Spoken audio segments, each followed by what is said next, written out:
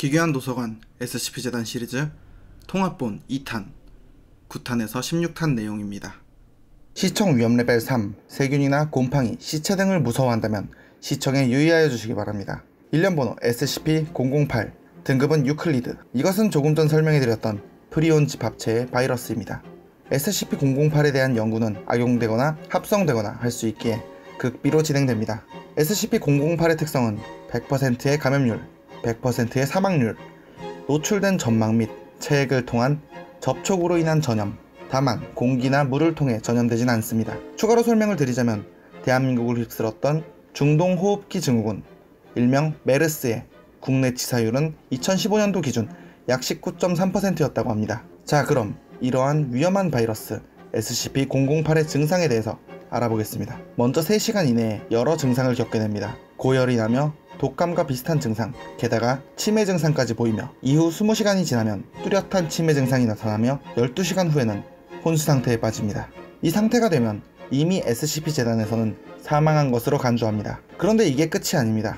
이후에 해당 감염자의 신체에서 괴사 증세가 나타나고 이어서 높은 회복력이 발현되며 신체 기능을 고치기 시작합니다. 또한 사람의 피를 형성하는 적혈구의 산소 저장 용량이 비약적으로 늘어나면서 혈류 속도가 느려지고 근지구력과 근력이 상승합니다. 그리고 그 수준은 10년간 영양 공급 없이 생존할 수 있을 정도로 물질 대사가 매우 낮아집니다. 체내의 혈액 또한 점성이 증가해서 총을 맞아 몸에 구멍이 뚫려도 행동에 아무런 지장이 없을 정도입니다. 그리고 행동은 단순하고 불규칙적이며 인지 능력이 매우 저하합니다. 그러나 육안으로 인간을 보거나 냄새, 소리 등을 듣게 되면 활발하게 움직이며 인간에게 접촉하고 인간을 잡아먹습니다. 쉽게 정리하면 좀비가 됩니다. 그래서 SCP-008의 별명이 좀비 전염병입니다.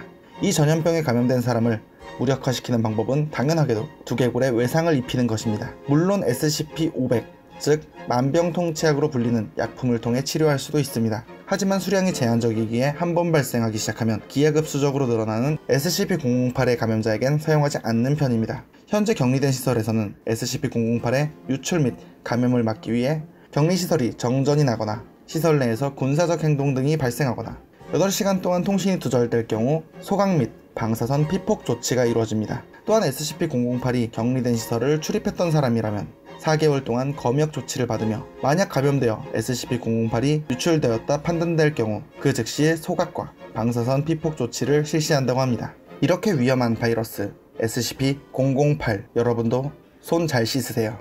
시청 위험 레벨 2 개, 늑대 등의 동물을 무서워한다면 시청하지 않기를 권장합니다. 일련번호 SCP-023 등급 유클리드 별명 검은 막연. 이 존재는 검은 털로 뒤덮였고 암수 구분이 없는 거대한 개의 모습입니다. 원래 SCP-023은 밝은 주황빛의 눈을 갖고 있었으나 현재는 고무재질의 구형물체로 대체된 상태입니다. SCP-023의 위험한 점은 누구든 SCP-023의 눈을 볼 경우 그 사람이나 그 사람의 가족들 중 한 명이 정확히 1년 뒤 사망한다는 것입니다. 게다가 사망한 모습도 꽤나 충격적인데 사망한 시체에 몸을 부검한 결과 온몸에 압축된 재가 채워져 있었고 뇌와 근육, 내장 등이 강한 불에 구워진 듯한 모습이었다고 합니다. SCP-023이 최초 발견된 건 예배 중이던 교회에 SCP-023이 나타나 다수의 민간인을 죽이고 눈을 마주쳐 사망하게 만든 사건 이후로 SCP-023은 격리되었으나 SCP-023은 자신이 원하는 장소로 벽을 뚫고 이동할 수 있었으며 통과하는 모든 물질을 불태웠습니다. 그 후 벽으로 막힌 두 복도의 교차 지점에 격리되었으며 네 방향의 벽에 진짜 문 하나와 가짜 문 3개를 설치해 두었습니다. 또한 안구를 대체한 고무재질의 삽입물은 부식되기 때문에 주기적으로 교체해줘야 하며 해가 완전히 진 뒤에만 교체하도록 되어 있습니다. 그 이유는 SCP-023-27이라는 실험으로 인해 발생된 것인데 023-27이라는 실험은 어느 한 박사의 지휘 아래 SCP-023의 눈과 이빨을 제거하는 실험이었습니다. 예상대로라면 능력을 잃어버렸어야 할 SCP-023의 능력은 보존하고 있었으며 오히려 해가 떠있는 동안에는 투명 상태가 되어 돌아다닐 수 있는 능력을 얻게 되었습니다. 그리고 한 번은 SCP-023의 눈을 유리로 대체한 적이 있는데 이때 정확히 어떤 일이 있었는지는 모르나 큰 사고가 발생하였는지 이후 SCP-023의 격리구역 인근에는 유리는 물론 반사되는 물체를 절대 반입하지 못하게 되었습니다. 눈을 마주치는 사람 또는 그의 가족들 중 한 명을 1년 뒤에 죽이는 초자연적인 힘을 지니고 벽을 통과하며 투명하게 변할 수 있는 존재, SCP-023 해가 떠있는 주말 오후 당신 앞에 나타날지도 모릅니다. 시청 위험 레벨 2 감염 공포증이 있을 경우 시청에 유의하여 주시기 바랍니다. 일련번호 SCP-035 등급 케테르 별명 빙의 가면 SCP-035는 흰색의 도자기로 만들어진 가면입니다. 고대 그리스나 중세 시대에서 볼 법한 오래된 희극에 쓰이는 기쁜 표정을 띤 형태의 가면이고 가끔씩 가면의 표정이 슬픈 표정의 비극으로 바뀌기도 합니다. 그리고 영상, 사진 등의 자료에서도 SCP-035와 동시에 표정이 변하게 됩니다. 어쨌든 이 수상한 가면의 진짜 능력은 지금부터입니다. SCP-035는 눈과 입구멍에서 무식성이 강하고 퇴행성의 극악한 액체가 계속해서 흘러나오는데 이 액체의 다음 물질은 모두 썩어가기 시작하고 해당 물질이 모두 썩어 웅덩이가 될 때까지 이 과정은 계속된다고 합니다. 그나마 유리 재질이 가장 늦게 반응하기에 일시적인 보관함으로 쓰이고 있으며 그리고 누군가 SCP-035를 본다면 이 가면을 쓰고 싶어하는 강한 충동이 생기게 됩니다. 그렇게 가면을 들고 쓰는 순간 가면에서 흘러나오는 강한 뇌파에 의해 착용자는 뇌사 상태에 빠지고 신체는 썩어 들어가고 그러는 와중에 뇌사 상태에 빠진 SCP-035의 착용자는 자신이 SCP-035에 깃든 인격체라고 말합니다. 이후 기록에 따르면 자신이 SCP-035의 인격체라고 하는 이 존재는 매우 많은 지식을 가지고 있고 카리스마가 뛰어나며 대화 상대의 비위를 맞추는데 일가견이 있다고 합니다. 다만 SCP-035는 절대 안전한 존재는 아닙니다. 알게 모르게 아주 자연스럽게 말 몇 마디만으로 상대방의 심리를 조작하여 자살하게 하거나 자기 의지가 없는 노예로 만들기도 했습니다. 게다가 매우 사디스틱한 성향을 가진 것으로 밝혀졌습니다.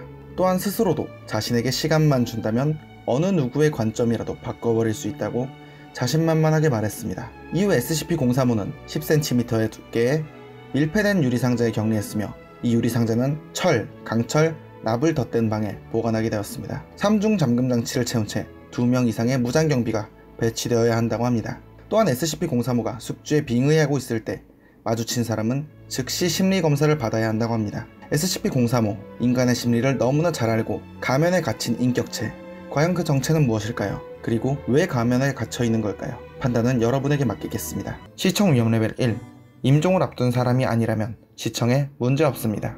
일련번호 SCP-069 격리 등급은 안전. 이 존재는 인간과 흡사한 모습을 하고 있습니다. 겉만 봐선 너무나 평범한 인간입니다. SCP-069는 죽은 사람 곁에 있을 경우 그 죽은 사람의 외형, 버릇, 지식을 취득하게 되고 그 시체는 사라져버립니다. 이렇게 그 죽은 사람과 똑같은 생김새와 사소한 버릇, 기억을 갖게 된 SCP-069는 죽었던 그 사람과 구분이 불가능할 정도입니다. 게다가 SCP-069는 이렇게 죽은 사람의 모습으로 변한 이후로는 그 이전에 변했던 모습이나 기억 등을 잊어버리는 것으로 추측됩니다. 게다가 일반 사람과 똑같이 통증이나 자극엔 정상적인 반응을 보이지만 SCP-069가 사망할 경우 먼지가 되어 사라지는 게 특징입니다. 그리고 잠시 후 SCP-069는 그 시점에 가장 최근에 사망한 인간이 있는 현장에 나타나 또다시 새로운 모습으로 변하게 됩니다. 이러한 출몰 범위는 현재까지 675km로 밝혀졌습니다. 이렇게 죽은 사람의 모습으로 변하는 SCP-069는 매번 뚜렷한 목적이 있는 듯 행동합니다.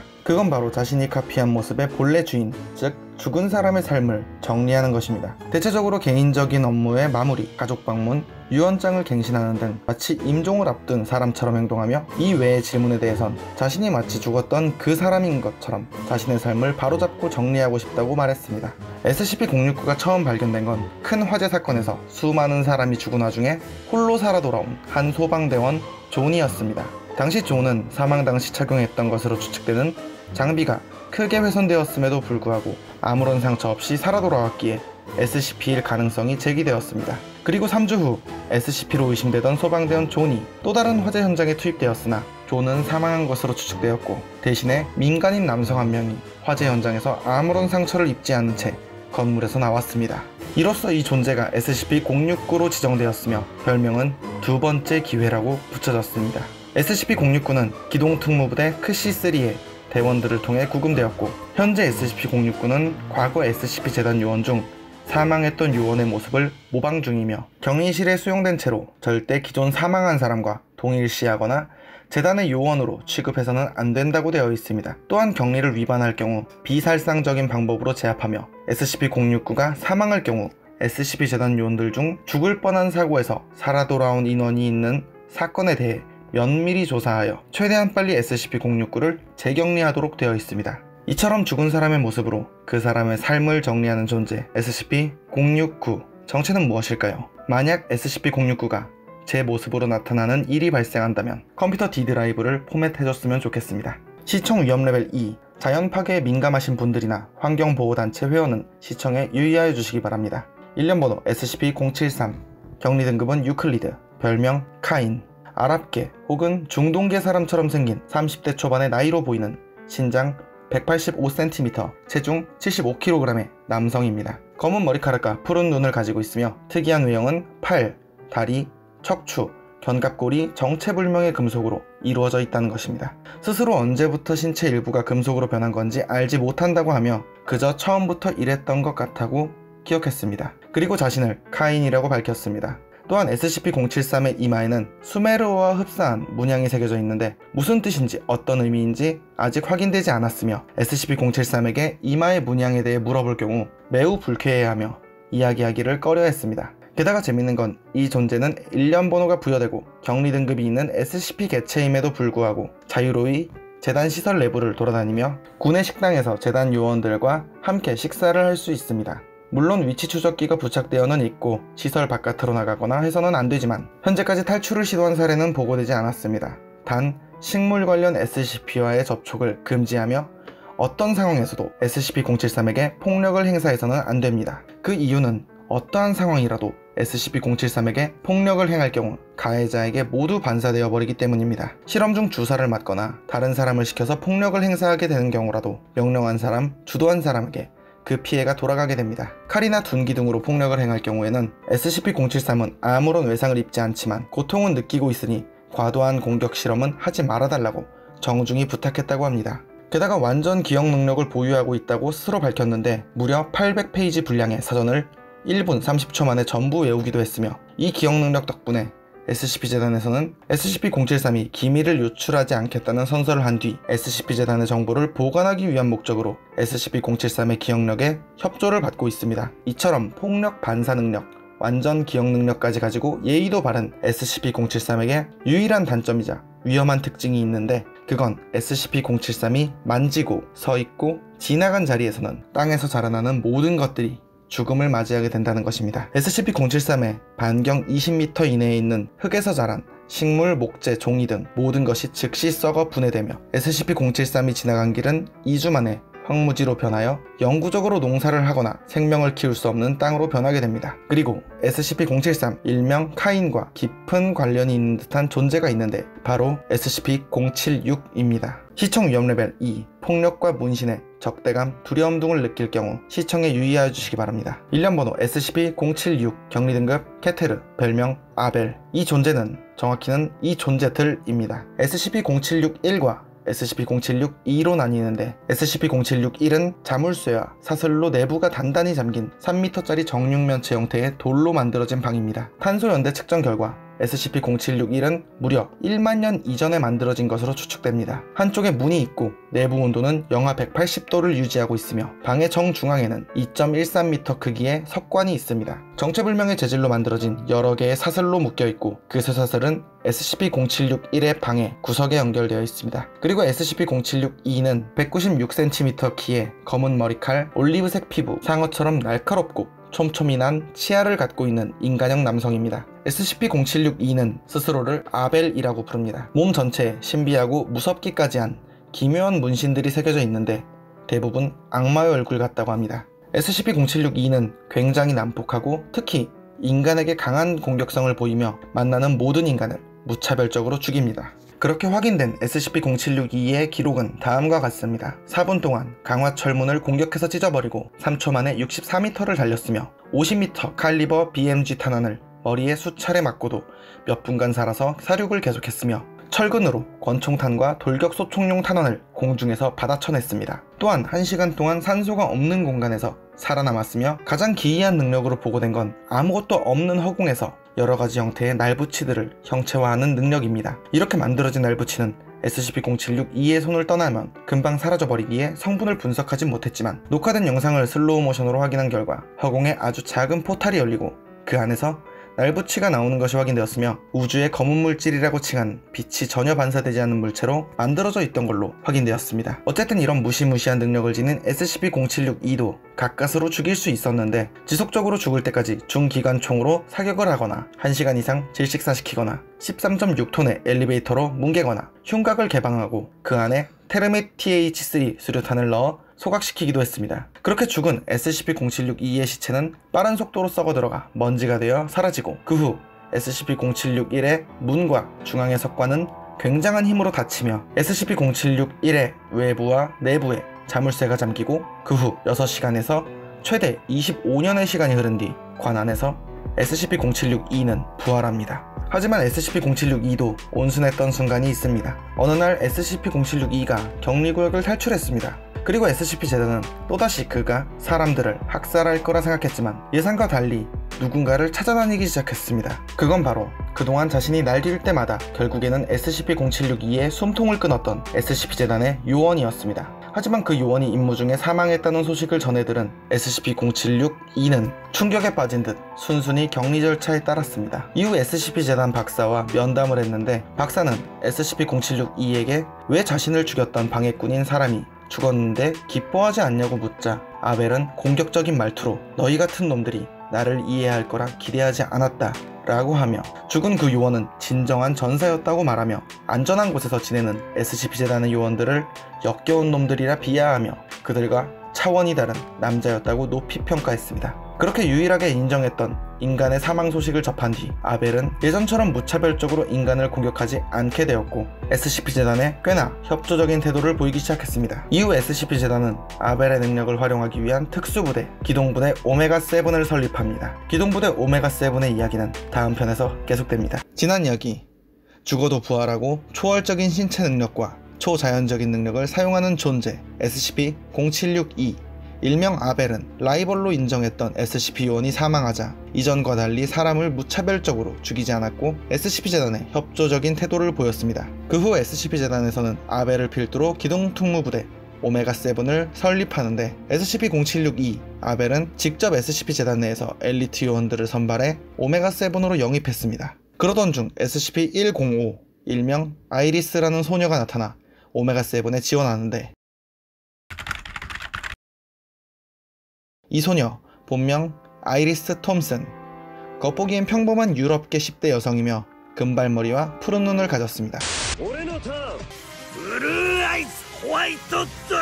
특별한 신체적 능력은 없지만 어느 사건을 계기로 그 능력이 SCP-재단에 알려지게 되었습니다. 일련번호 SCP-105 격리등급 안전, 별명이자 본명 아이리스. 어느 날 아이리스의 남자친구가 살해당한 직후 용의자로 몰렸는데 전화통화로 남자친구의 사망 사실을 알았다고 주장한 아이리스의 말과 달리 통화 기록은 없었기에 변호사는 아이리스를 믿지 않았고 이에 아이리스는 사실대로 말하겠다며 남자친구가 죽기 전 같이 찍은 사진을 통해서 남자친구가 죽는 장면을 목격했다고 말했습니다. 하지만 이 말 역시 믿을 수 없던 변호사는 유죄를 인정하는 쪽으로 제안했고 법정에서도 아이리스는 기존과 같이 증언했고 또 믿어주지 않자 결국 능력을 직접 보이려고 했습니다. 그렇게 아이리스는 SCP-재단에 격리되었으며 SCP-105라는 일련 번호가 부여되게 됩니다.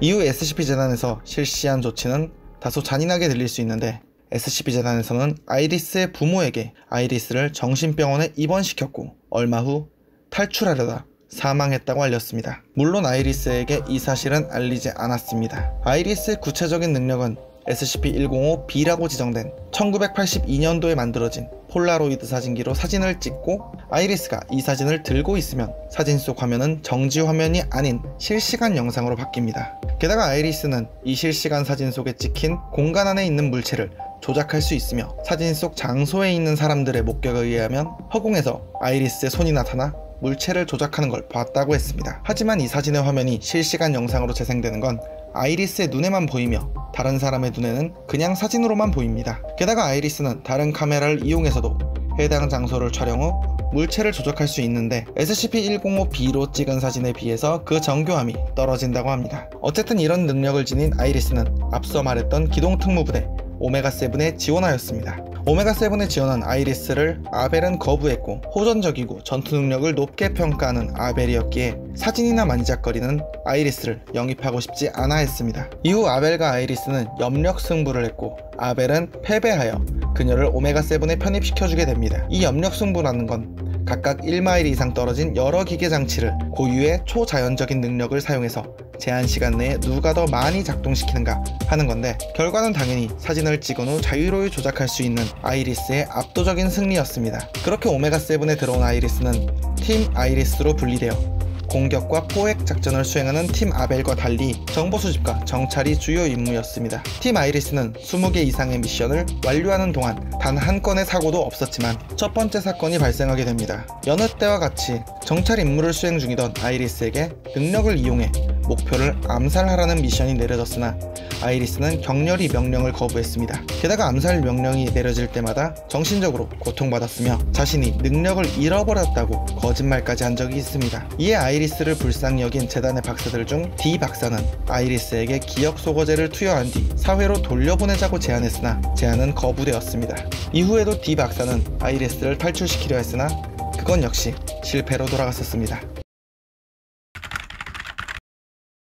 아벨은 다소 거칠고 위험한 행동을 하기도 했고 SCP-073 카인에 대해 말하면 눈이 뒤집혀 사람을 죽이기도 했지만 SCP-재단에 길이 남을 긍정적인 효과를 만들기도 했습니다. 아벨은 일명 죽지 않는 파충류라고 불리는 SCP-682를 SCP-재단에서 격리할 수 있게 만든 장본인입니다. SCP-682의 위치가 SCP-재단에 보고되었고 기동특무부대 오메가7이 현장에 도착했습니다. 현장에선 SCP-682가 민간인을 학살하고 있었고 아벨은 맨몸으로 그런 SCP-682에게 다가갔으며 다른 요원에겐 접근을 금했습니다. 잠시 동안의 대화를 주고받은 아벨과 SCP-682 그리고 끔찍할 정도로 서로의 신체를 찢어 발리는 전투가 벌어졌습니다. 그건 더 이상 전투라고 하기 어려울 정도로 그저 살점과 뼈가 나뒹구는 피로 뒤덮인 지옥 그 자체였습니다. 결국 아벨은 가까스로 승리를 거머쥐었고 최고의 싸움이었다고 말하며 오메가7 대원들과 기쁨을 나누며 피자를 찾았습니다. 여기서 말하는 피자는 단순한 피자가 아닌 SCP 개체 중 하나인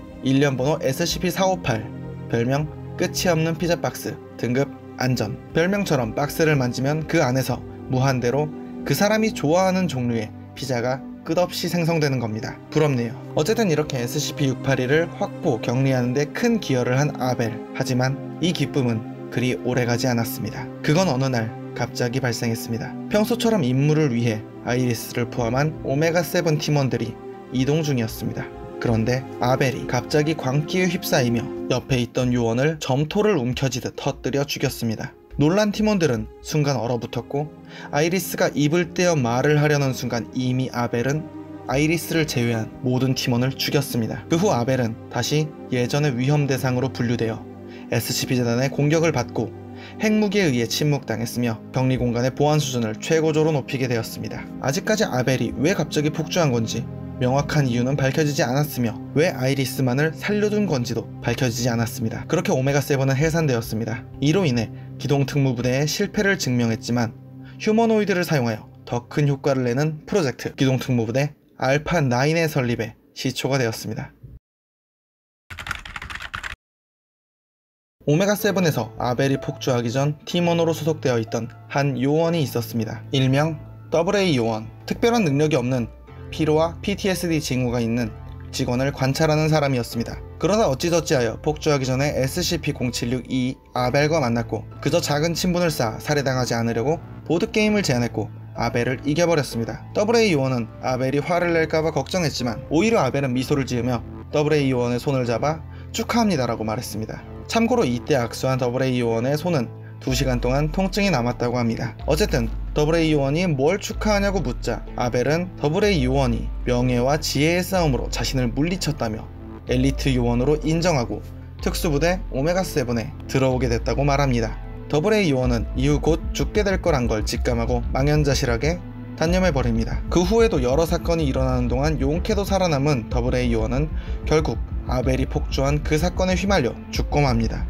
아니, 정확히는 거의 죽었습니다. 두개골엔 강철 파편이 박히고 손은 물론 팔, 다리도 형체를 알아보기 힘들 정도였습니다. 그대로 두면 죽음은 피할 수 없어 보였습니다. 하지만 SCP-재단은 그를 살리려고 시도합니다. 정확히 말하면 실험을 위한 도구로 사용해버립니다. AA 요원의 이후 이야기는 다음 영상에서 계속됩니다.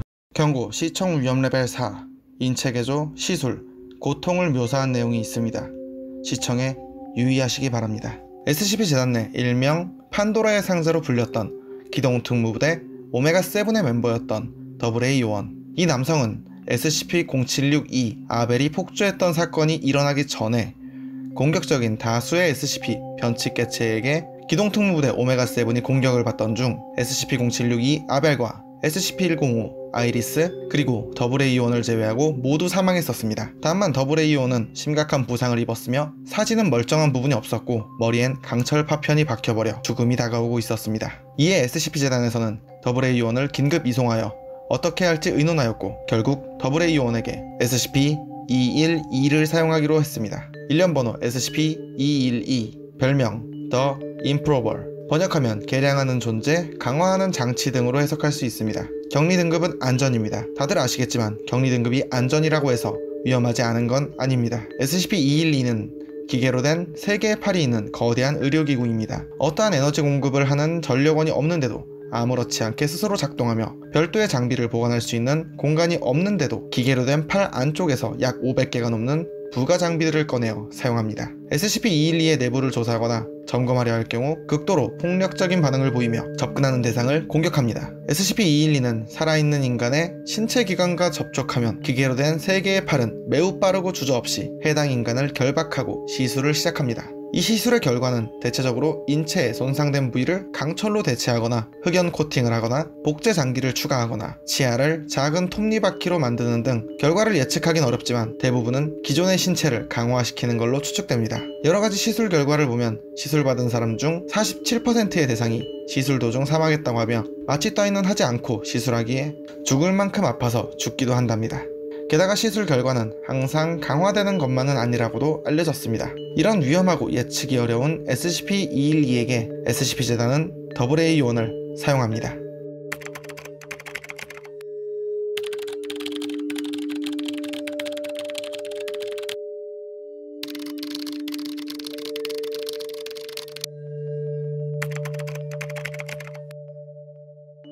AA 요원은 SCP-212의 시술을 받은 후 SCP-784로 분류되었습니다. SCP-재단은 AA 요원의 강화 시술을 예상했으나 SCP-212는 AA 요원의 머리에 박힌 파편을 제거하긴커녕 더욱 정교한 전자회로로 만들었고 내부 장기를 최소한으로만 기능하게 바꿨으며 앞서 말한 전자회로의 파편은 요원의 모든 신경교 세포를 대체하였고 두개골에 구멍 몇 개를 뚫은 후 정수리와 후두골 전체를 제거하고 강화 금속으로 대체했습니다. 이후 SCP-784의 구성요소는 크게 2개의 분류로 나뉘는데 첫 번째 구성요소는 AA 요원의 뉴런, 척수, 두개골과 척추 일부가 남아있는 생물학적 부분이고 나머지 부분은 괴사하였기에 절제 수술 후 더 이상 괴사를 막은 상태입니다. 다음으로 두 번째 구성요소는 나노머신 군체와 AA 요원의 두개골과 척추 뒤편에서 나온 강철과 실리콘으로 이루어진 덩쿨손처럼 생긴 네트워크 케이블이 있으며 SCP-784는 자신의 기계적 부분을 다른 형태로 개조할 수 있다고 보고되었습니다. 무언가 자를 수 있는 절단 도구, 무언가 집을 수 있는 손 모양의 케이블 덩쿨, 전자기기 인터페이스, 분자 조립기 등이 보고되었습니다. 게다가 SCP-784는 실리콘이나 금속 제품을 파괴하거나 자신의 나노머신 네트워크에 재결합시킬 수 있으며 전자기기 또한 결합시킬 수 있는 걸로 보고되었습니다. 약점으로 보고된 건 AA 요원의 남은 육체, 즉 생물학적 부분과 물리적 연결이 끊기면 기능할 수 없다는 것과 섭씨 100도 이상의 열에 노출시키는 것. SCP-784는 보통은 생명체에게 적대적이진 않지만 영양소의 필요로 인해 D계급 인원이 SCP-784에게서 나온 케이블 손에 올가매어졌고 잠시 후 D계급 인원의 피부는 흘러내리며 액화 상태로 변했고 SCP-784는 D계급 인원을 영양액으로 변형시켜 섭취하였습니다. 이후 기존 지급되던 영양 공급 용도의 에탄올과 더불어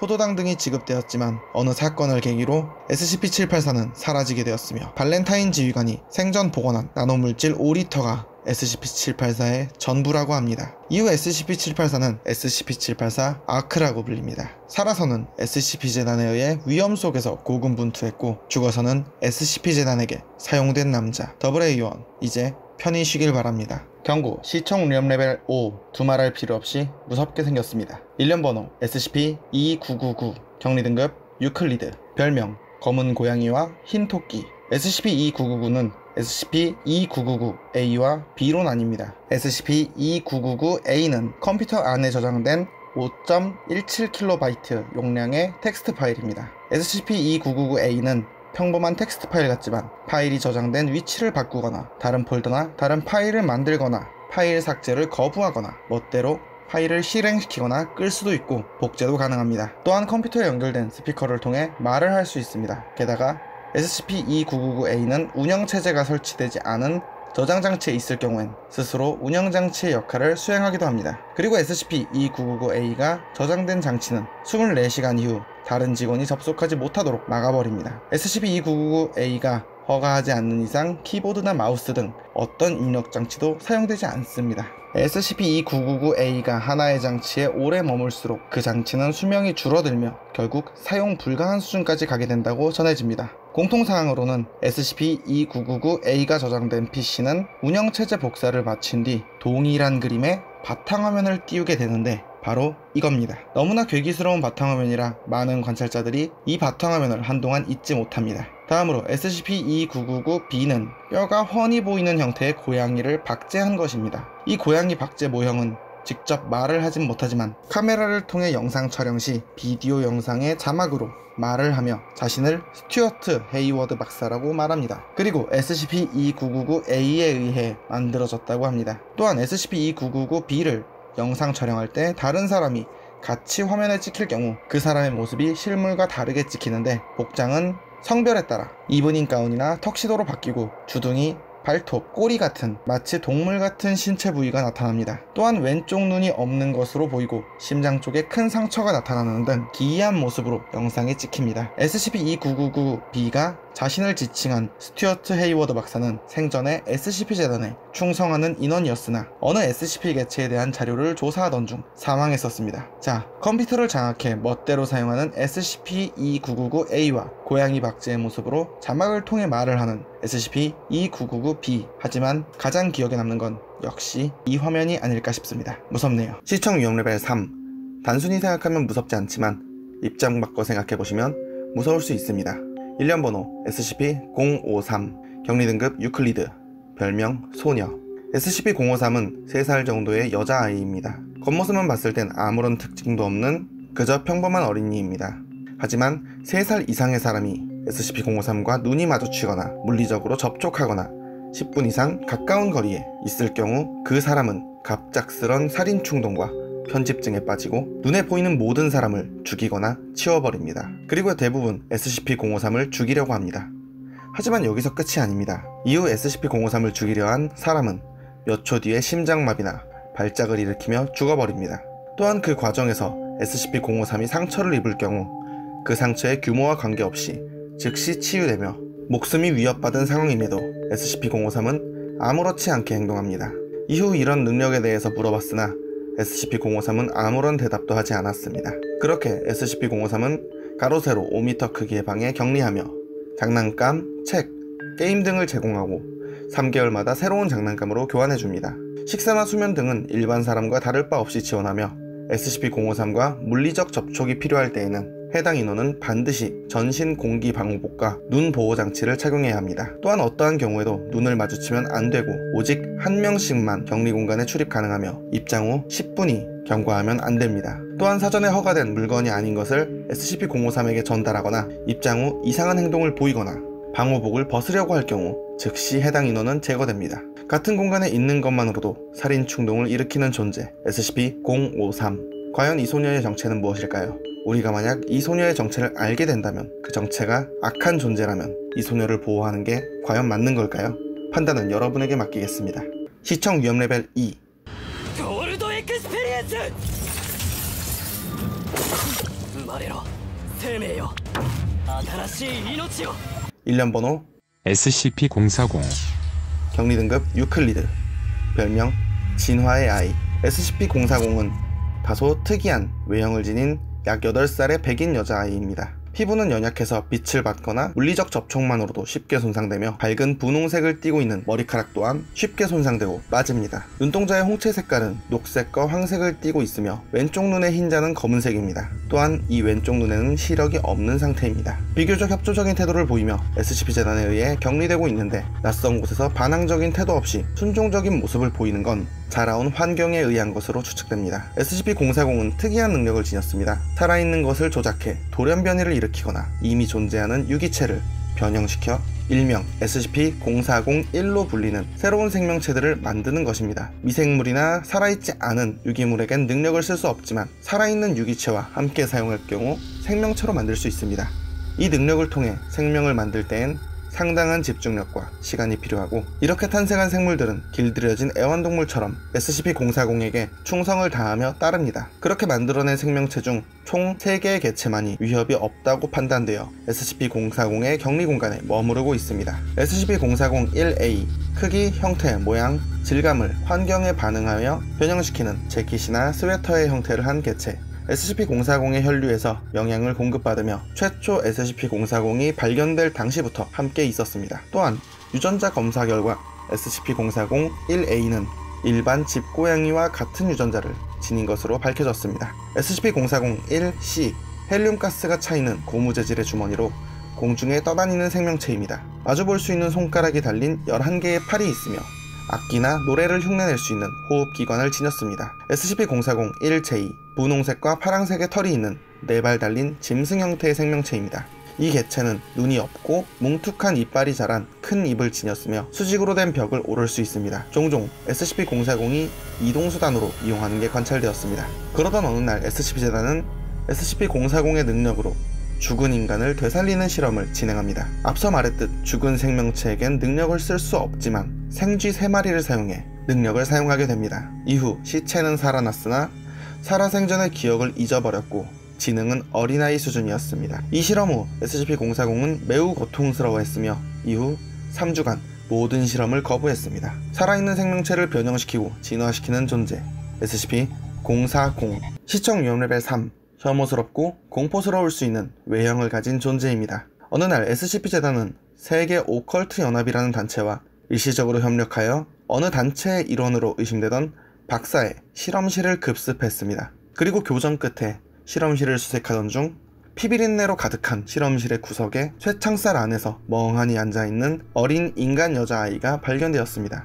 몸 이곳저곳이 철로 만들어진 인공신체로 대체된 모습에 이 여자아이는 SCP-191로 불리게 됩니다. 일련번호 SCP-191 격리등급 안전 별명 사이보그 아이 확보된 SCP-191에 대한 조사 결과 발견되었던 실험실에서 그곳에 박사에 의해 진행된 인체 실험의 피해자였으며 수많은 실험으로 인간적인 면모를 찾아보기 힘든 수준이 된 것으로 추측되었습니다. 확인된 시술을 살펴보면 가히 충격적인데, 먼저 얼굴과 두개골의 80%를 제거하고 눈과 귀가 시청각 정보뿐만이 아닌 저주파수의 라디오파부터 고에너지의 감마선까지 넓은 범위의 전자기 복사를 송수신할 수 있는 복잡한 장치로 대체되었으며 아래쪽 턱과 치아, 후두부 역시 다른 것으로 대체되었습니다. 영양 공급은 목 뒤에 인공적으로 만든 구멍으로 섭취합니다. 오른팔에는 USB, 이더넷, 파이어와이어 등 다양한 전자기기를 연결할 수 있는 장치가 내장되어 있고 오른팔의 피부를 셔츠 소매처럼 걷어올려 장치에 접촉할 수 있습니다.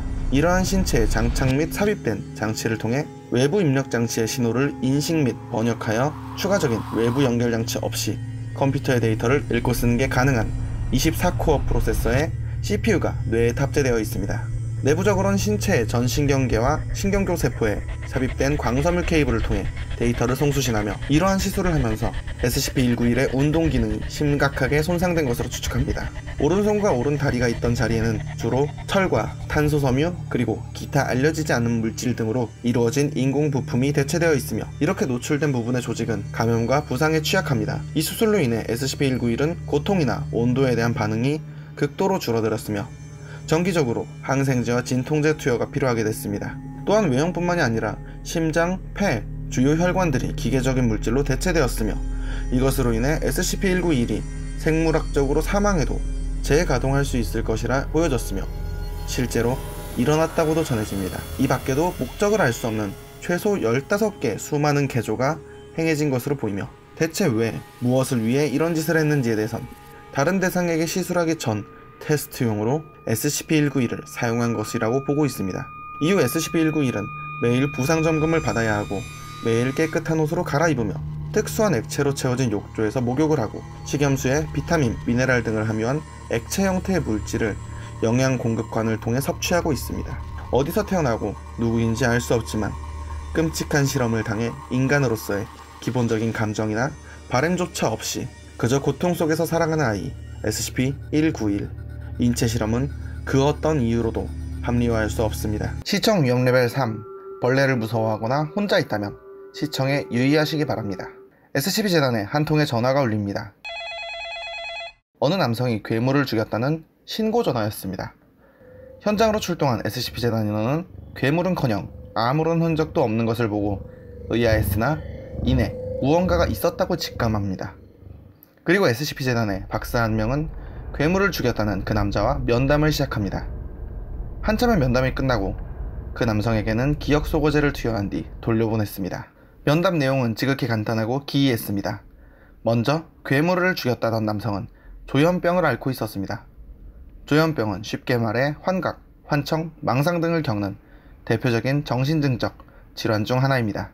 이 조현병 환자가 말하길 거미처럼 생겼지만 다리가 너무 많이 달린 기괴한 생명체가 눈앞에 있었고 그 생명체를 향해 총을 쐈다고 말했습니다.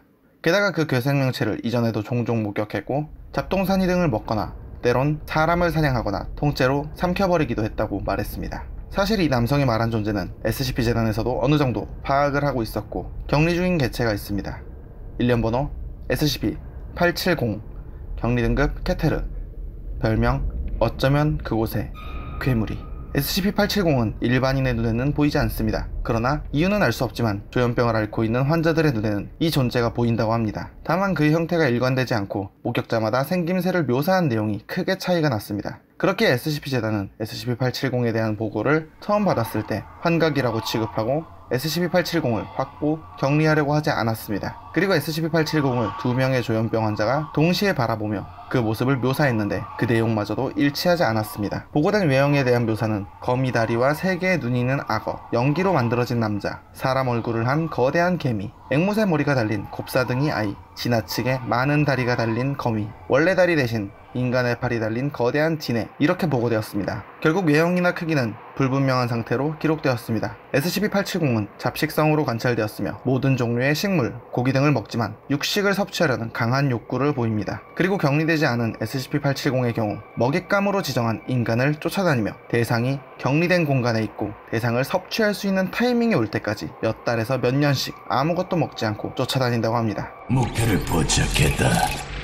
그런데 이런 위험한 존재 SCP-870이 단 하나의 개체가 아닌 수십 혹은 수백 마리가 존재하는 것으로 예상되며 어떻게 번식을 하고 새끼를 낳는지 밝혀지진 않았지만 분명 SCP-870은 이 순간에도 계속해서 번식하며 개체수가 증가하고 있다고 보여집니다. 아직까지 이 존재를 파괴하거나 확보하는 명확한 방법이 파악되지 않았으며 SCP 재단 내에서도 매우 중요하게 밝혀낼 과제로 보고 있습니다. 현재 격리 절차는 봉인된 방에 보관 중이며 움직임 감지 센서를 상시 가동 중이며 언제나 대상을 감시하고 있습니다. 또한 SCP-870은 탈출하려고 끊임없이 시도하기에 격리구역 바깥에는 움직임 감지 센서가 장착된 회전 포탑이 설치되어 있으며 조현병을 앓고 있는 D계급 인원 한 명이 항상 카메라를 통해 SCP-870을 감시해야 합니다. 그리고 영양 공급은 48시간에 한 번씩 소의 시체를 제공하고 있다고 합니다. 일반인의 눈에는 보이지 않지만 분명히 존재하고 격리 공간에 혼자 있을 경우 그 사람을 잡아먹는 알 수 없는 형태의 존재 SCP-870. 지금 여러분의 옆에도 어쩌면 한 마리 혹은 그 이상이 있을지도 모릅니다. 시청 위험 레벨 1. 자신이 진정한 종교인이라면 걸러서 보고 걸러서 들으시길 바랍니다. 일련번호 SCP-343, 격리 등급 안전, 별명 신. 보고서에 따르면 인종이 없는 것으로 추정되는 전능한 인간형 생명체라고 기재되어 있습니다. 이 남성은 프라하의 길거리에서 최초로 발견되었으며 길거리에서 걸어가던 이 존재는 갑자기 건물 지붕 위로 순간이동을 했고 이것을 본 SCP 재단에게 회수되었습니다. 다만 SCP-343은 벽을 통과하고 어디든 순간이동해버리기 때문에 격리가 불가능하지만 다행히도 자발적으로 격리시설에서 지내고 있습니다. SCP-343과 최초 면담을 했을 당시의 녹취록입니다. 당신은 누구십니까? 나 말인가? 자네들이 살고 있는 우주를 만든 사람이지. SCP-343은 자신이 우주의 창조자라고 말했습니다. 그렇군요. 그럼 지금 증명할 수 있습니까? 증명이라. 기다려보게. 작은 미소를 띤 채 SCP-343은 벽을 통과해 밖으로 나갔고 잠시 후 햄버거를 들고 돌아왔습니다. 이후 면담을 진행한 박사가 또다시 SCP-343을 만났을 땐 SCP-343의 격리실이었습니다. 그곳은 원래 아무것도 없는 텅 빈 방이었습니다. 그런데 어느샌가 벽난로까지 갖춘 중세 영국 스타일로 바뀌었고 방 크기마저 원래 크기보다 몇 배는 넓어져 있었습니다. SCP-343을 관찰한 결과 사람과 대화하는 것을 좋아하는 편이며 어떤 주제로 이야기를 해도 잘 아는 것 같다고 말했습니다. 그렇게 많은 SCP-재단 인원들이 SCP-343을 만나 대화를 나눴고 대화를 하고 나면 기분이 좋아졌다고 말했습니다. 누구나 SCP-343을 만나 대화하고 싶어지는 지경에 이르자 3등급 아래 직원들은 방문을 제한하려고 했지만 SCP-343을 지켜본 결과 아직까지 별다른 위협이 없기에 모든 직원의 출입을 허용하며 원하는 만큼 SCP-343과 함께 있을 수 있도록 허용했다고 합니다. 그러나 아직 정체가 무엇인지 명확하지 않은 만큼 언제든 기록은 추가 및 수정될 수 있도록 개방된 상태입니다. 한 번은 SCP-343과 우리의 전투력 측정기이자 많은 사람들의 사랑을 받는 존재 SCP-682가 만난 적이 있습니다. SCP-343에게는 아무것도 알려주지 않은 채 어느 격리구역으로 SCP-343을 입장하게 했고 잠시 후 반대편 문이 열림과 동시에 SCP-682가 괴성을 지르며 곧장 SCP-343이 들어온 문을 향해 달려들었습니다. 그러나 SCP-343은 상처는커녕 아무렇지 않게 주변을 두리번거릴 뿐이었고 SCP-682도 SCP-343을 건드리지 못하는 것 같았습니다. 잠시 후 SCP-343은 SCP-682가 나왔던 입구를 바라보며 격리구역을 내려다보고 있던 SCP-재단 직원들을 향해 저기 자네들이 여기로 뭘 내보낼 건가? 아니면 나더러 들어가란 말인가? SCP-재단 직원들은 당황하며 SCP-343이 SCP-682를 인지하지 못하고 있는 걸로 판단했습니다. 한편 SCP-682는 SCP-343을 신경쓰지 않고 SCP-343이 들어왔던 닫힌 출입문을 열려고 안간힘을 쓰기에 여념이 없었습니다. 그러던 중 SCP-재단 직원이 마이크를 켜둔 채로 SCP-682란 말을 꺼내자 SCP-343은 크게 소리치며 말했습니다. 682? 날 682한테로 내려왔다고? 놀란 직원들은 공포를 느끼며 조심스레 물었습니다.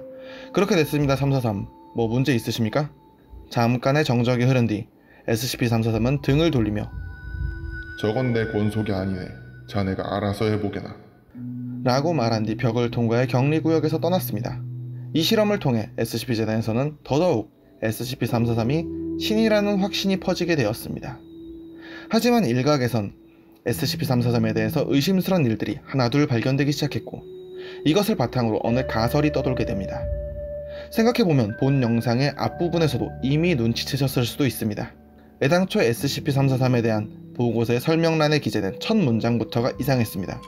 인종이 없는 것으로 추정되는 전능한 인간형 생명체다 라고 되어 있는데 그 어떤 SCP 개체의 보고서에도 전능하다는 표현은 기록된 적이 없습니다. 아무리 상상을 뛰어넘고 초자연적인 능력을 지녀도 전능하다고는 기록하지 않습니다.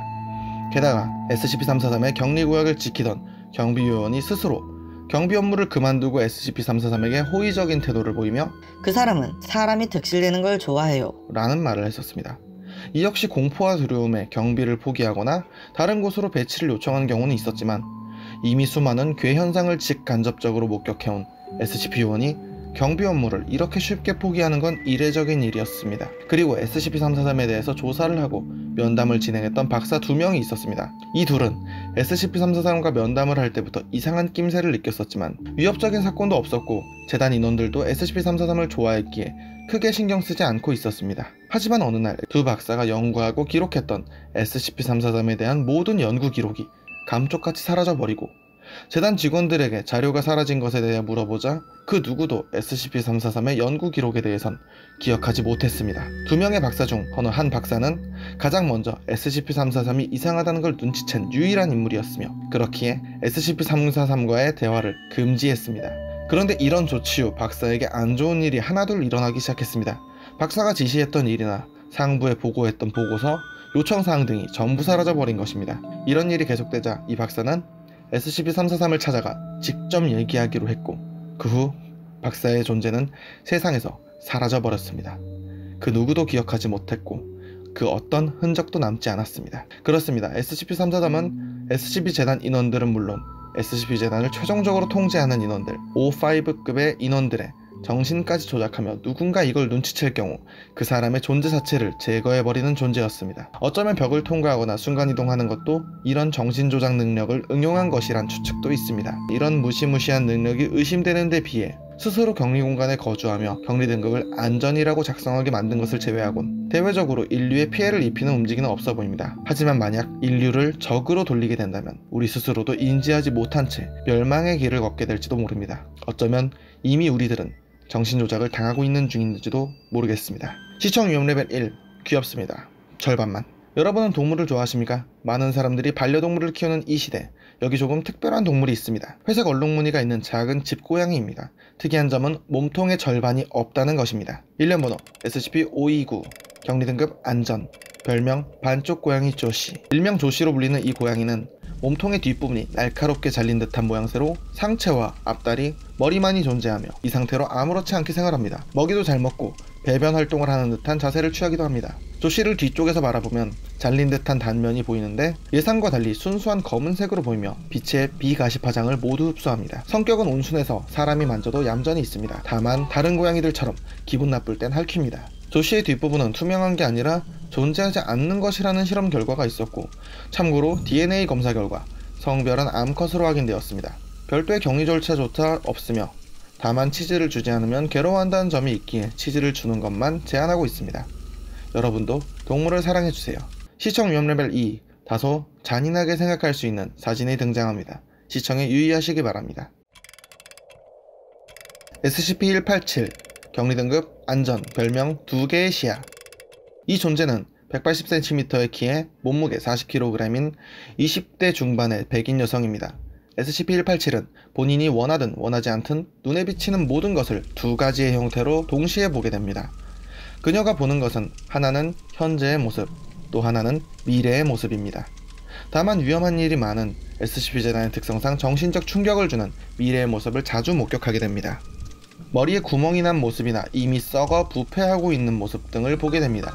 이런 능력으로 인해 SCP-187은 정신적 고통을 받고 있으며 특히나 식사할 때는 그 음식을 보면 나란히 그 음식이 썩어 있거나 위액에 녹아서 소화되는 모습의 음식물이 보이기 때문에 정상적인 식사가 불가능합니다. 그래서 식사할 땐 반드시 안대를 착용하고 눈을 가리고 식사를 합니다. 한 번은 SCP-187이 다른 SCP 개체들을 보도록 하는 실험을 했었습니다. 다양한 SCP 개체들을 눈으로 보고 흥미로운 기록을 남겼지만 그 중에서도 SCP-106, 일명 늙은이를 눈으로 본 적이 있는데 그녀가 말하길 저 사람은 관중을 원하고 있어요. 누군가 봐주길 원하고 그걸 좋아하고 있어요.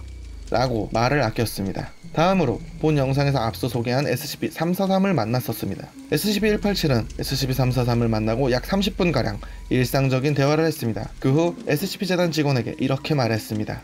정말 대단하네요. 좀 외로워하는 것 같지만 어린애치고는 말을 정말 잘하는데요.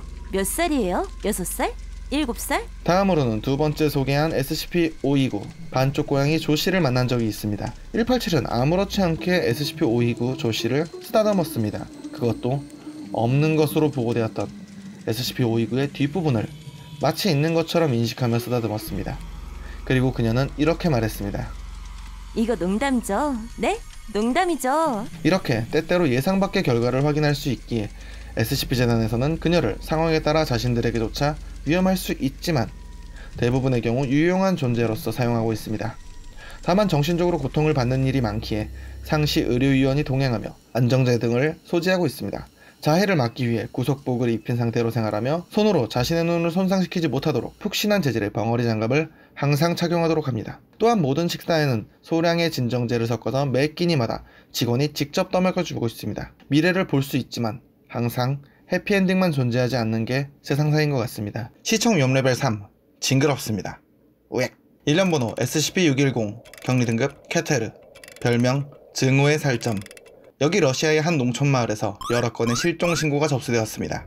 지역 경찰과 소규모의 군대까지 동원하였으나 이후 무언가와 조우한 뒤 러시아 경찰과 군대는 SCP-재단에게 맡긴 채 철수하게 됩니다. 러시아의 청정지역으로 유명한 바이칼 호수, 이 근처에서 마치 고온의 화상을 입은 듯한 비정상적인 형태의 생명체가 발견되었습니다. SCP-610은 쉽게 말해 일종의 바이러스입니다. SCP-610에 감염된 사람은 처음에는 가려움, 발진 등의 전염성 피부질환을 시작으로 3시간 이내에 가슴과 팔 부분에 심한 흉터 같은 트러블이 생겨나고 1시간이 더 지나면 다리와 등까지 피부질환은 확산되며 5시간 이내에 완전히 감염자의 온몸을 덮어버리게 됩니다. 다만 1년의 증상이 일어나는 동안 높은 온도에 노출되면 전염의 확산 속도가 크게 감소하는 것으로 확인되었습니다. 어찌됐건 감염 발생 후 앞서 말한 완전한 전염이 끝난 뒤에 감염자의 생체 활동은 약 3분간 중단되며 그 후 정상적인 인간의 신체 활동률의 2배에서 3배의 속도로 움직이기 시작합니다. 이후 감염자의 온몸에 난 흉터 조직은 자발적인 의지를 가진 듯 제각기 움직이기 시작하며 빠른 속도로 성장하고 팔이나 다리 같은 모양을 갖추게 됩니다. 그로 인해 인간의 외형적인 특징은 사라지게 되며 머리 또한 늘어지거나 넓어지며 신체에서 살 덩어리가 떨어져 나가기도 합니다. 이런 변이 과정은 감염자에 따라 일관되지 않고 각기 다른 모습으로 진행되기도 합니다. 이렇게 변이가 진행된 감염자는 어느 적합한 장소에 도착하면 움직임을 멈추고 그 위치에 자신을 고정한 듯한 상태로 살점을 늘어뜨려 주변으로 퍼지는 형태를 보입니다. 그 과정에서 주변의 사물이나 생물체들을 섭취하는 것으로 보입니다. 다만 이렇게 주변에 확산된 살점은 감염을 확산시키지 않는 것으로 밝혀졌으며 그저 다른 감염자들의 지속적인 성장을 위한 쾌적한 환경을 만들어주는 이타적인 행동으로 같은 감염자, 즉 동족을 위한 희생으로 추측됩니다. SCP-610에 감염된 사람을 관찰하는 것은 불가능하다고 합니다. 증상이 발현되기 전에도 감염된 사람은 충동적으로 다른 사람에게 도움을 구하려는 태도를 보이며 그렇게 의도치 않게 전염되게 됩니다. 또한 증상이 발현되어 흉터가 발생되기 시작한 감염자는 더욱 공격적인 성향을 보이며 다른 사람을 감염시키려고 시도합니다. 시각이 있는 감염자는 눈으로 비감염자를 목격하고 달려들며 시각이 없는 감염자는 약 30m 범위 안에 있는 비감염자에 대해서만 반응하는 것으로 보입니다. SCP-610 감염이 발생되는 지역에는 원격 로봇 등의 인공적인 방법을 사용해 탐사하고 있으며 현재로선 감염 지역의 출입을 통제하고 외부 확산을 막고 있습니다. 너무나 광대한 지역에서 발생하고 있기에 SCP-610을 격리하는 건 불가능하며 구역 자체를 격리하는 게 효율적이라 판단했습니다. 해당 구역의 확산을 막기 위해 배치된 인원들은 SCP-610 감염자와 일치하는 특성을 보이는 유기체가 목격될 경우 지정된 프로토콜에 따라 움직임이 멈출 때까지 최대한 거리를 유지한 채 소형 화기와 방화무기, 군수품을 사용해 처리하도록 하고 있습니다. 그 과정에서 SCP-610에 감염된 유기체와 물리적 접촉을 한 대상은 즉시 처분 및 소각하여야 합니다. 또한 SCP-610에 감염된 유기체와 3m 이내에 있던 사람은 즉시 다른 모든 사람으로부터 고립되어 원격 기술만으로 건강 진단을 받은 후에 조치를 취해야 합니다. 현재까지 밝혀진 바로는 SCP-610의 감염 매개체는 물리적인 접촉으로 보여지며 감염 수준이 심각한 구역에서 채취한 공기 샘플만으로도 며칠 내에 감염이 발현되는 걸로 밝혀졌지만 물이나 일반적인 공기로는 감염되지 않는 것으로 추측되고 있습니다. 감염되는 순간 살점 덩어리 괴물이 되고 모든 걸 집어삼키고 감염시키는 존재 SCP-610. 여러분도 감기 조심하세요. 시청 위험 레벨 1 신비하고 기묘합니다. 일련 번호 SCP-2217 격리 등급 타우미엘 별명 망치와 모루 남유럽 발칸반도 남쪽 끝에 있는 나라 그리스 정식 명칭은 그리스 공화국입니다. 수많은 섬과 푸른 바다가 있는 나라 그리스의 어느 해변 전체가 SCP-2217입니다. 해변의 모래는 미량의 전하를 띠고 있는 몇 가지 금속 양이온 입자와 평범한 규소와 칼슘 화합물 등으로 이루어져 있는데 이 입자들이 SCP-2217과 관련된 변칙적인 특성에 촉매로서 작용한다고 합니다. 게다가 2217의 북쪽 끝에는 규산염으로 이루어진 작은 절벽이 있고 절벽의 내부는 변칙성의 영향을 받고 있다고 합니다. SCP-2217에서는 다소 특이한 현상들이 자주 일어나는데 바다 생물의 시체가 떠밀려 온다던가 해안선이 침식된다던가 벼락이 보통 이상으로 자주 내려치는 등 기이한 현상이 발견됩니다. 게다가 벼락이 친 곳의 모래를 파보면 그 아래에서 여러가지 기계뭉치나 시계, 복잡한 오토마톤 등까지 다양하게 발견되며 재질은 모래에 벼락이 내려칠 때 만들어지는 섬전함으로 이루어져 있다고 합니다. 게다가 이 물체들은 SCP-2217A로 불리며 정상적으로 작동한다고 합니다. 또한 이런 기계적인 장치들 외에도 바다 유리, 전구, 선체 파편, 동물뼈, 바다 쓰레기 등으로 이루어진 보석 장신구, 액세서리, 그리고 부서진 교단에서 사용하는 종교적 상징과 닮은 듯한 물건들이 발견되기도 합니다. SCP-2217에서 발견된 것들 중 가장 규모가 크고 신비한 건 SCP-2217A1이라고 불리는 거대한 도시 모형입니다. SCP-2217A1은 SCP-2217의 한 절벽 속에 있는 동굴 안에 위치해 있는데 이 동굴은 수중 통로를 통해서 출입이 가능하며 SCP-2217A1의 도시의 모습은 고대 그리스의 도시와 같은 건축 양식을 띠고 있다고 합니다. 그리고 모형 속 건물들 중 신전으로 보이는 건물에는 키티라라는 단어가 새겨져 있습니다. SCP-2217A1은 종교 집단 부서진 신의 교단의 세계 종파와 관련된 모든 종교적 상징을 가지고 있으며, 특이한 건 건물이나 도시의 모양은 그리스식 건축물이지만 지리적인 특징은 러시아 남시베리아의 바이카로스 근교와 닮았다고 합니다. 그리고 SCP-2217A를 분석한 결과 이 모형은 밀물과 썰물로 인한 자연적인 힘으로 만들어진 걸로 밝혀졌습니다. SCP-2217은 앞서 말한 종교단체 부서진 신의 교단의 한 종파인 부서진 교단의 성소로 추측되며, 이 종교에서 사용한 경전 중 하나인 의례에서의 일부에서 SCP-2217을 묘사하는 게 발견되었습니다. 2014년 1월 1일 SCP-2217에서 진도 4.1 지진이 발생했습니다. 지진의 진원지는 SCP-2217A1이 위치한 해안동굴 주변이었으며, 로봇 탐사기를 보내서 확인한 결과 SCP-2217A1 모형의 건물들이 용암과 같은 물질에 집어삼켜지고 있었습니다. 그리고 그 물질 속에서 SCP-610에 감염된 사람과 같은 생김새의 모형이 도시를 휩쓸고 건물을 파괴하며 다른 사람 모형을 잡아먹고 있었습니다. 참고로 이 사건이 있기 전까지 SCP-2217A1에서 사람 모형이 발견된 적은 없었습니다. 이후 부서진 교단의 신도들이 SCP-217을 지키던 SCP-재단의 전초기지를 급습했고, 이때 나타난 부서진 교단의 신도들은 변칙적인 신체 개조를 받은 존재들이 다수 있었다고 합니다. 그렇게 부서진 교단, 톱니장치 정통교단, 맥스웰파 교단, 이렇게 3개 종파가 모여 SCP-2217을 점거했고, 2018년 8월 1일 SCP-재단은 SCP-2217을 포기하게 됩니다. 이후 부서진 신의 교단 3개 종파 신도들은 모래 위에 종교적 상징을 그리면서 놀고 있다가 어느 사건이 일어난 뒤 일시적으로 SCP-재단과 힘을 합치게 됩니다. 시청 위험 레벨 3, 사이비 종교입니다. 믿지 마세요. 따라가지 마세요. 대화하지 마세요. SCP-재단 세계관에는 다양한 조직이 있습니다. 그 중에서도 종교단체이자 지금은 멸망한 나라의 종교를 믿는 그 단체의 이름은 바로 부서진 신의 교단입니다. 부서진 신의 교단은 SCP-재단에서 보관 중인 몇몇 SCP 개체들이 자신들이 믿는 기계로 된 여신 메카네의 파편이라고 주장하며 SCP-재단 직원과 적대적인 편입니다. 그래서 SCP-재단에서도 부서진 신의 교단 신도들과 만나면 제압하거나 사살하도록 명령하고 있습니다. 부서진 신의 교단 신도들의 대부분은